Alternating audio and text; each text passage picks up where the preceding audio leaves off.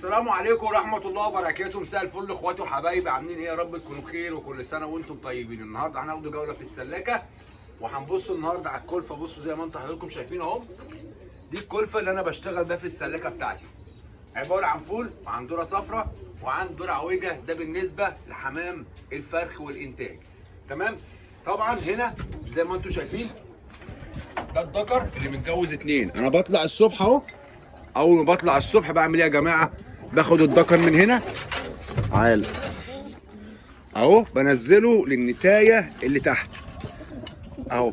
بيقضي زي ما انا قلت لكم في كل فيديو، بقول لكم بيقضي نص اليوم فوق ونص اليوم تحت مع النتايه التانيه. وبعد كده ببدا اخد البيض بتاعهم احضنه تحت قص حضان. يا ابني شيل صبعك من على الكاميرا، احنا لسه في اول الفيديو. تاني حاجه يا جدعان، النهارده عاوز اتكلم في ايه بقى؟ في الذكر اللي هو كان واخد النتايه والنتايه عماله تضربه. الذكر ابو رقبه خضراء اللي احنا مسكناه، طبعا عطيت له نتايه، النتايه فضلت تضرب فيه امبارح زي ما انتم شفتوا. عملنا ايه؟ خدنا الاثنين حطيناهم في مصطبه فوق عاليه خلاص. طيب في كومنت جالي واحد بيقول لي ايه؟ هو الضريب يتفرخ يا تربو؟ لما يكون ضريب غلطه من غاوي تفرخه، لكن لما يكون فرد حمام ابن الغيه وهو دماغه بايظه ما تفرخوش. يا ابني ثبت ايدك، الناس تعبت. حازم اللي بيصور يا جدعان، لما بيكون فرد حمام ابن الغيه وهو اصلا خايب ما يتفرخش. لكن انا الفرد دوت تقريبا دشار، تقريبا فرد حمام برضو دشار، وممكن يكون عيب غاوي ما اعرفش، الله اعلم. فاحنا هنفرخه على تيرة من بتاعتنا وهنجربه. طيب ايه اللي كان بيحصل امبارح؟ كنا كل ما نحطه النتايه للذكر النتايه تضربه، النتايه تضربه، والذكر ده يعتبر ذكر طاير ما خدش طواير. فخليكم معايا كده. هنعمل ايه بقى؟ هنجيب الكرسي اهو وهنطلع نجيبهم. تعالوا معايا الاثنين اهو في المصطبه. بسم الله اهو يا جماعه. خلاص حازم ننزل، حازم اخش بالتليفون جوه بقي. اهو يا جدعان، ثواني بس كده نظبطهم اهو اهو. تمام، تعالوا بقى كده معايا، لفلي كده وتعالى. هنحط الذكر ونحط النتايه نشوفهم هيعملوا ايه. امبارح النتايه كانت بتضرب الذكر، نشوف النهارده الوضع اتغير ولا زي ما هم. ها هنشوف، احنا مع بعضينا بنتفرج اهو. هل الوضع اتغير عن امبارح؟ انا شايف ان النتايه النهارده هاديه شويه اهي، والذكر هو اللي بيشخور كده. في تغيير اهو، في تغيير. الاول النتايه كانت بتخش تضربه يا جدعان، كانت بتخش تضربه. بص بقى دلوقتي هو اللي هيجري ورا منها. ايوه هي كده بقى هتبدا اللي هي تزوف له اهي اهي. بصوا لو هي راحت له الطاجن بالراحه كده تبقى النتايه زفت له خلاص. هي بص قاعده عماله تحدق، بصوا بتاكل في التحديق والذكر بيشخور لها. حلو كده، الدنيا هدت شويه. امبارح كان مسافه ما احط النتايه يا جدعان يوم جايه النتايه ماسكه الذكر ضرباه. هو دلوقتي بيشخور لها اهو، هو شخور خلاص وهي بتحدق. ما علينا. دلوقتي بقى المفروض تعالى لي بقى كده هنعمل كلفه. اي زي ما انتوا زي ما انتوا هنعمل كلفه. تمام. طيب ايه معيار الكلفه بتاعتك يا تربو في السلاكه اللي انت ماشي بيه؟ ايه معيار الكلفه اللي انت ماشي بيه؟ معيار الكلفه يا باشا ده مثلا جردل 2 كيلو مثلا، او عندك جردل كيلو مثلا. خلاص هاخد جردل عويجه اهو، تمام، وهاخد جردل صفرا اهو، وهاخد جردل فول اهو، واقلب.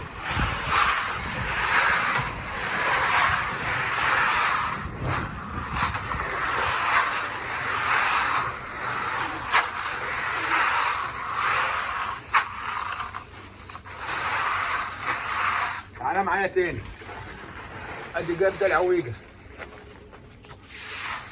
وهاخد نص جردل صفرا مع نص جردل فول جردل عويجه مع نص جردل صفر مع نص جردل فول وقلب.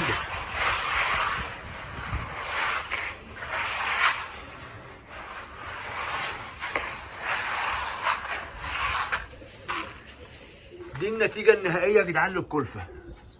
بص حضرتك، دي النتيجة النهائية للكلفة. بص عاملة ازاي؟ تملي بخلي الكلفة الخشنة بتاعت السلاكة، يعني بخشنها شوية بالفول الصفراء، بخلي نسبة الفول الصفراء أكبر شوية، يعني ممكن أحط 60% خشن و40% ناعم. يعني إيه؟ يعني ممكن أحط 3 كيلو فول و3 كيلو صفرة لو بعمل 10 كيلو كلفة، 3 كيلو فول 3 كيلو صفرة 4 كيلو عويجة، علشان الكلفة بتاعتي تبقى بالمنظر ده اهو. هاخد 1 عويجة، هاخد نص صفرة واكتر من نص ده يا جماعة اللي انا بحطه، ها، والفول اهو 1 عويجة ونص صفرة او بيعدي النص، ونص فول ومعدي النص. بصوا اهو، وهبدا اقلب تاني. تقدر تعمل الخلطه ديت في الكوره وتقلبها تمام. وانصحك لما تيجي تروح تشتري كلفه للحمام بتاعك يا باشا، ما تشتريش كلفه جاهزه. ليه؟ لان بتلاقي فيها علف بتاع فراخ، بتلاقي فيها غله، بتلاقي فيها مش عارف ايه، وبرده النتيجه النهائيه بتاعتنا اهي باينه معاكم. طيب معلومه تانية انا قلتها امبارح بس حابب اكد عليها يا جماعه. ايه هي المعلومه دي؟ دلوقتي انا بكلب فول وصفرة وعويجه، ما بغيرهمش، بفضل سلكتي على طول بتكلف الثلاث حاجات دول. ممكن اجي في وقت اضيف شويه عدس، ممكن اضيف شويه عدس وممكن ما اضيفش، لكن النهارده المقصود بكلف الثلاثه دول. ما تجيش مثلا بعد ما الكلفه تخلص قام رايح جايب لهم غله وبسله وعدس وعويجه، يبقى انا بخلف كلفه الحمام دي غلط. هرجع لكم بعد نار العصر ان شاء الله. دلوقتي يا رجاله بعد ما خلصنا، معلش الكاميرا كانت نازله تحت شويه يعني حازم اللي بيصور غصب عنه والله. فدلوقتي هنعمل ايه بقى؟ هنروح نكلف اهو الحمام. عايز برضه اقول لك على حاجه مهمه مع كلفه الحمام يا باشا. انا بكلف اهو. اكلف حمامك بعد نص ساعه يا باشا، بعد نص ساعه بتشيل الكلفه من عند الحمام. ارجع واحده ورا شويه يا حازم اهو. بعد ما تكلف حمامك حضرتك اهو نص ساعه كده، وتشيل الكلفه من عند الحمام وتقلب المكلف بتاعهم تاني زي ما انت بتشوف انا عامل اهو. بص المكلف مقلوب ازاي، بص المكلف عامل ازاي اهو. بحط لهم الكلفه ونص ساعه بشيل المكلف من قدامه. بسم الله الرحمن الرحيم.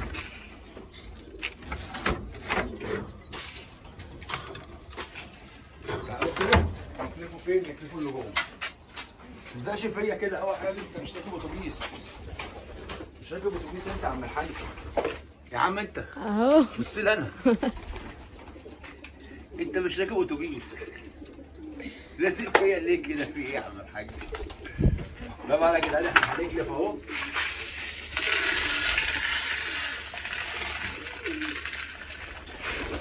اهو كده احنا بنكلف، وزي ما انا قلت لكم يا رجاله حمام نص ساعه بالظبط. اوعوا سيبهم نص ساعه بالظبط وبتشيل الكلفه من قدام الحمام. بصوا بقى دول القص الكراكنديات. انا قصيت ديلهم وجناحهم يا جدعان عشان طوال قوي يا جدعان، طوال. قصيت ديلهم وجناحهم اهم الاثنين. هيطلعوا بقى يعملوا ايه؟ هم ياكلوا شويه الكلفه اللي في الارض اللي هم ايه متسابين دول اهم. تمام. تعالوا بس هنا معايا اعمل حاجه بس. ده قص اهو كل الخشن اللي عنده. طبعا انا بقى ايه ما سبتش ناعم، فانا خدت الناعم بتاعهم اهو وهحطهم مين؟ ليه زي الجلة بتاعتنا اهي، الزغاليل اهي هناك اهو، جوه اهو جوه اهو. ايوه كده كله، عشان نسيت اسيب شويه عوجه ليهم. فانا بعمل ايه؟ بشوف الحمام اللي هو كل الخشن من الطاجن وساب الناعم، بقوم واخد الناعم منه اهو. بياكلوا كلهم ما شاء الله. احط لهم كلفه حازم اللي انا شلت من عندهم الكلفه دول، القص الشفر والقص اللي فوق منه دول.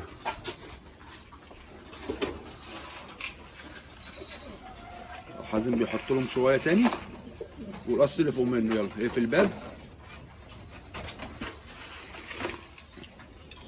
ما شاء الله. بس اقفل الباب، نمسك بقى الكاميرا عشان نقفل الفيديو بتاعنا وندي معلومه كده اخيره للناس. بصوا يا جدعان، تعالى كده. بصوا يا جدعان، الحمام بتاعك ده صومه يوم في الشهر، اديله يوم صيام. يعني ايه يوم صيام؟ النهارده انا طالع اكلف، النهارده طالع اكلف في الميعاد الفلاني، ما اكلفش بقى خلاص، ما تضمش كلفه النهارده خالص خالص يا ابو حازم نهائي. سيب لهم الميه بس، اعملها يوم في الشهر عشان حمامك جوفه ينضف ونزل اي حاجه في معدته. ادي الحمام يوم واحد في الشهر صيام، حتى لو عنده زغاليل، حتى لو عنده زغاليل. جرب وهتدعي لي. خلاص يا رجاله، دي برده معلومه كده بدالك تركايه في اخر الفيديو. اخواتي وحبايبي، تحياتي ليكم، ويا رب الفيديو يكون عجبكم، ويا رب اي حاجه انتوا عاوزينها تكتبوها في الكومنتات، انا بشوف الكومنتات كلها وبرد عليكم في فيديو. لو ما بردش عليك في كومنت فاعرف ان انا هرد عليك في فيديو، علشان انت محتاج المعلومه، فانا لازم واجب عليا اللي انا اوصلها لك. احلى مسا عليكم واحلى مسا على كل الناس، وتربوا من مكانكم. بيمسي عليكم يا اجدع ناس. السلام عليكم.